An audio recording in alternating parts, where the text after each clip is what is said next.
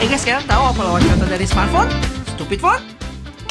Nama kerennya dumb phone, atau juga bisa disebut feature phone.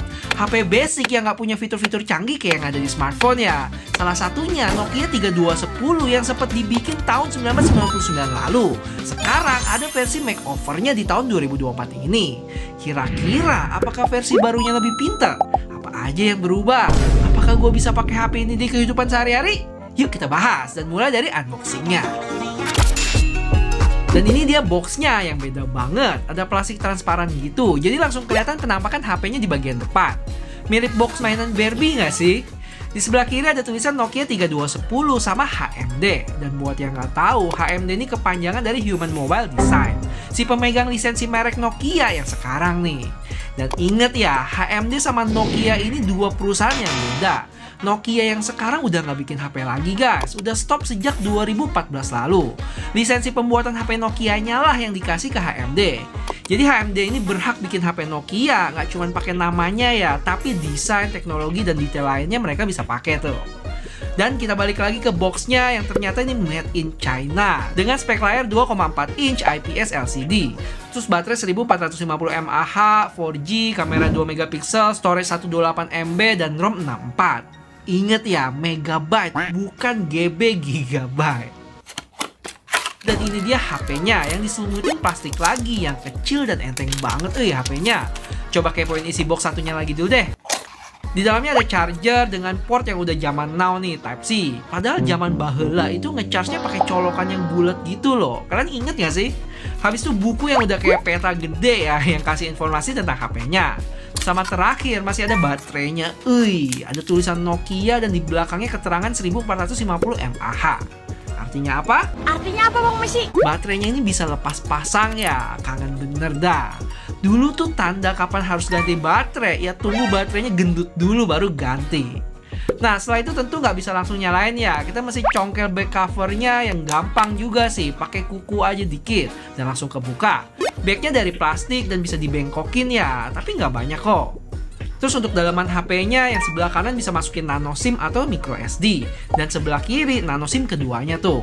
Habis itu langsung kita pasang baterai dan SIM card. Terus tutup back covernya deh. Pas dinyalain langsung disambut sama... Pertama kita set bahasa dulu. Yang sayangnya nggak ada bahasa Indonesia, tapi ada Melayu sih di sini. Habis itu set tanggal, ukuran font, dan lainnya. Impresi awal gue pas pegang HP ini kecil banget dan enteng kayak HP mainan. Bermaterial plastik dan tombol-tombolnya cukup kliki ya. Di sebelah atas HP ini ada headphone jack, di kanan kiri kosong, di bawah port Type-C, di belakang ada kamera sama flash, logo Nokia dan HMD. Terus di depan ada earpiece-nya yang mungkin jadi speaker juga tuh. Tombol-tombol dan lubang kecil ini harusnya mikrofon sih. Dah gitu aja, simple. Cuman sebenarnya desain yang kalian lihat sekarang ini udah berubah ya dari Nokia 3210 25 tahun lalu. Yang punya layar lebih kecil lagi dan susunan tombol bagian atas ini juga beda. Kalau mau nyalain mesti pencet tombol bagian atas ya. Sama layarnya dulu juga masih hitam putih, nggak berwarna kayak sekarang. Plus nggak ada kameranya juga dulu. Secara ukuran jelas lebih kecil kalau dibanding sama smartphone zaman now. Tingginya cuma sekitar 12 cm, punya berat 87 gram dengan layar 2,4 inch. Nah kalau tebel baru nih boleh diadu sama HP zaman now, sekitar 13,14 mili, yang mana iPhone 15 Pro Max gua cuma 8,3 mili. Terus nggak sampai situ, saat pencet tombol ini ditambah bintang buat unlock atau tahan tombol crash buat silent, bener-bener bikin nostalgia. Gua yakin di antara kalian banyak yang nggak relate ya, cuman yang seumuran doang kayaknya tahu ini. Ketahuan tuanya. Walaupun HP pertama gue bukan Nokia, tapi di zaman itu hampir semua HP sama sih kalau mau unlock ataupun silent. Jadi inget nih, HP pertama gue adalah Siemens C45. Habis itu beberapa tahun setelahnya ganti ke Sony Ericsson K700i. Ada yang masih inget nggak? Ayo absen. Yang nonton di sini HP pertama kalian apa?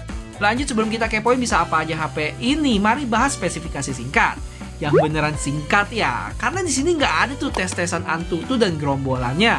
Jadi kita mulai dari layar yang punya ukuran tadi 2,4 inch TFT dengan resolusi QVGA. Ada yang tahu makanan apa itu? Jadi buat perbandingan, QVGA itu ada di 320 x 240 pixel ya, sedangkan HD itu di 1280 x 720 pixel. Kalau Full HD 1280 x 1080p. Jadi ya jangan taruh harapan lebih pas nonton video di layarnya ini. Terus untuk chipset pakai Unisoc T107 dengan fabrikasi 22 nanometer. Wow, sebagai gambaran, HPP flagship zaman now kayak S24 Ultra udah berfabrikasi 4 nanometer ya. Pakai OS yang namanya S30 Plus dengan storage 128 MB dan RAM 64 MB. Habis itu baterainya itu 1450 mAh yang bisa dicopot dan chargernya cuma 2,75 watt.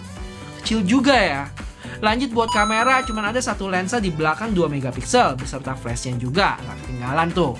Habis itu HP ini udah HP 4G, ada Bluetooth 5.0, headphone jack, bisa micro SD, dual SIM, dan ingat, nggak ada WiFi connection.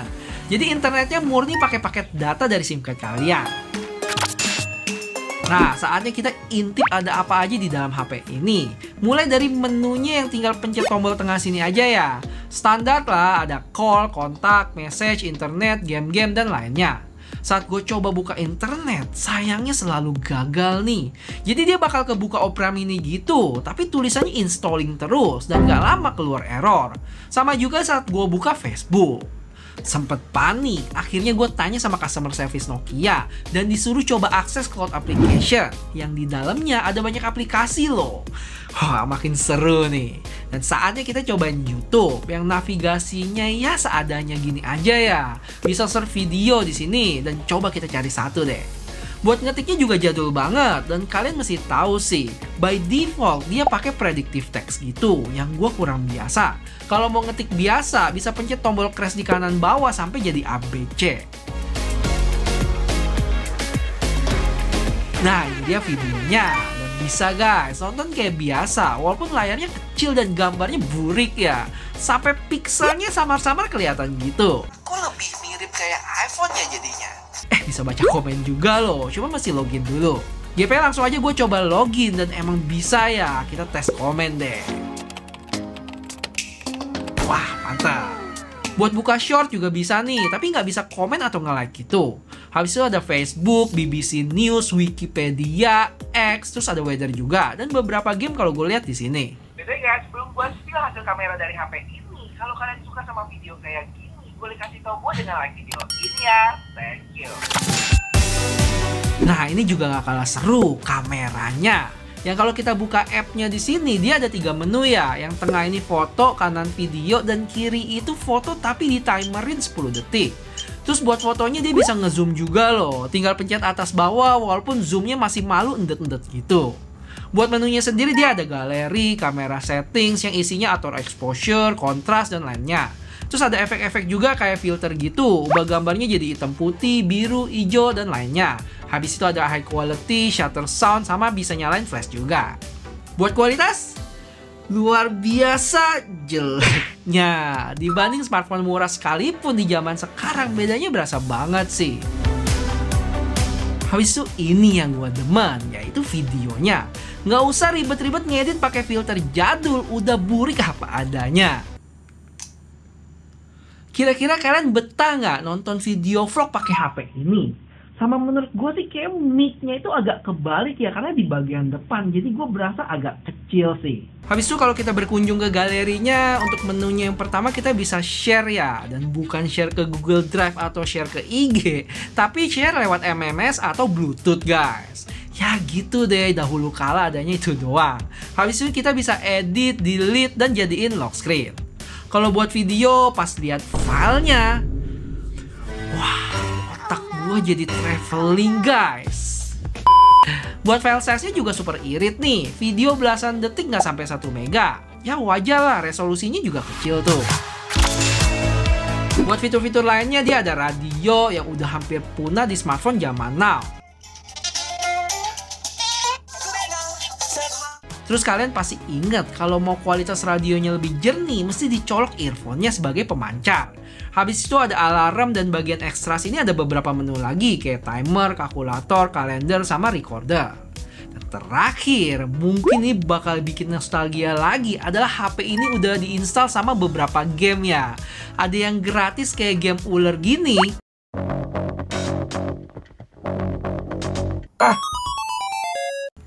Atau pesawat.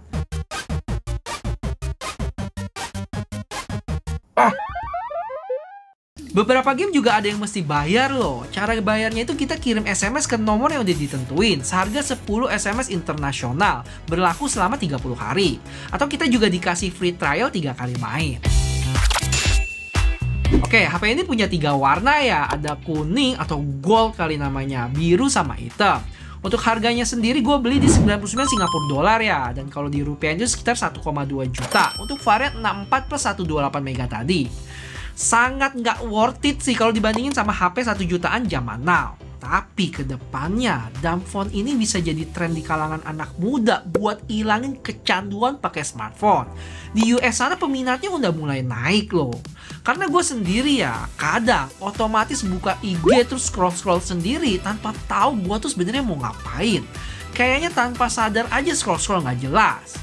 Dan walaupun HP ini masih bisa buka YouTube atau sosmed, tapi paling nggak karena gambarnya burik, bikin nggak terlalu betah buat lama-lama di sana. Jadi bisa lebih fokus sama apa yang ada di sekeliling kita. Ya walaupun menurut gue ada satu app krusial yang harusnya bisa ada sih, yaitu aplikasi Messenger, misalnya kayak WhatsApp. Zaman now kayaknya udah jarang deh ada orang yang pakai SMS. Pulsa gue aja sekarang paling pakai buat beli data aja.